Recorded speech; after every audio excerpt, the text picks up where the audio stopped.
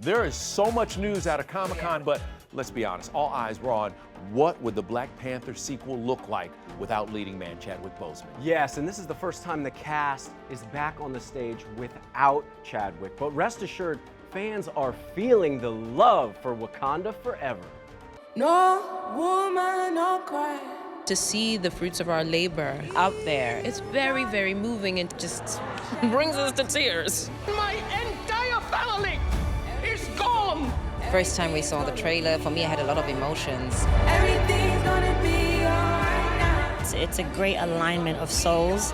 The 2-minute and 12-second trailer was revealed after a live performance by Senegalese singer Baba Maal. You guys are gonna be the first audience to see the trailer for Black Panther Wakanda Forever. The crowd's reaction?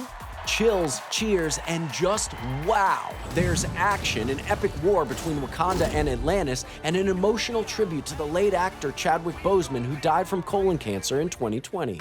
There was a big hug on stage. It was extremely emotional. I feel like Chadwick is pulsing through these people. The last time we were all together on that stage, Chad was with us. It's a very important thing that Wakanda Forever not only brings the same level of joy and inspiration that the first Black Panther film did, but it also is a tribute to what he did and what Chad brought to not just to us, but to the world.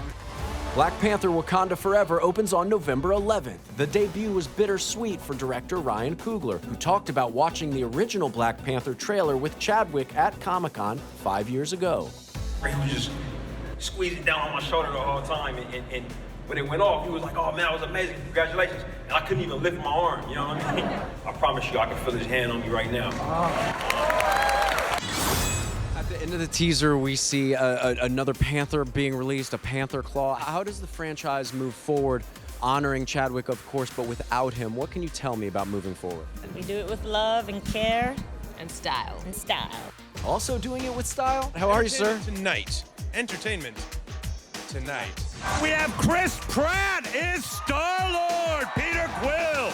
Chris and his Guardians crew partied backstage before making their Hall H appearance, but it was bittersweet for Chris. Guardians of the Galaxy Volume 3, dropping May next year, is the final movie in the lineup and caps off Chris's 8 years in the Marvel Universe. You watch the multiverse with your son. What does it mean to you to leave it for your kids? I remember at the end of Guardians, on my last day, I gave a little speech to our crew and our cast as we were wrapping out, and I said, like, the extraordinary thing is our name is on this thing, and it will be alive longer than we will. It's been a really fun, and that's why you're seeing people be emotional, because it's like, it's almost too good to be true. Like, it's over. It's sad.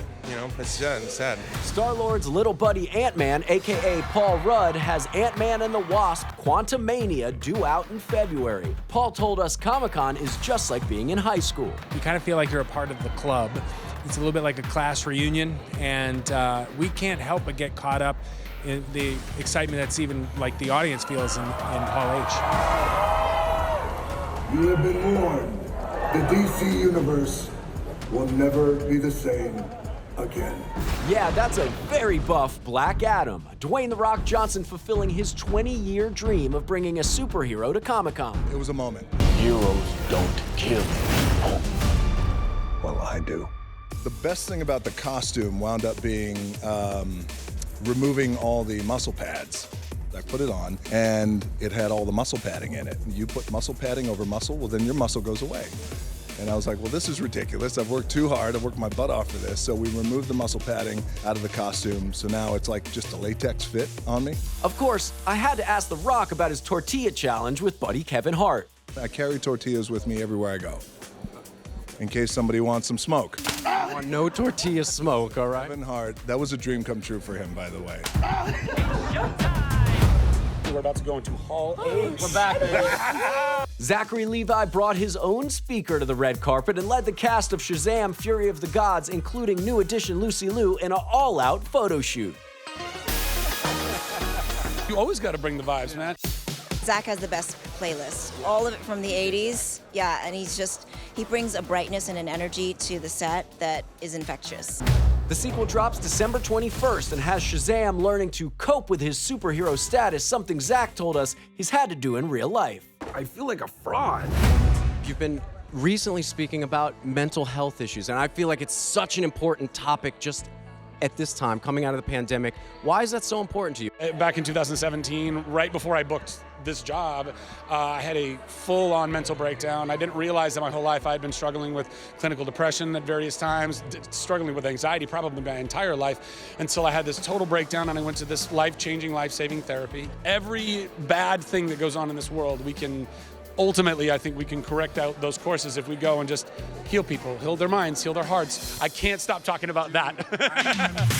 Cameron Diaz is coming back to the world of acting. What are the chances we get you, Cameron, and Drew on another movie together at some point? I don't know. I mean, those are some very busy ladies. I didn't even know she was out of the business. So she's never, in my heart, she's always right here.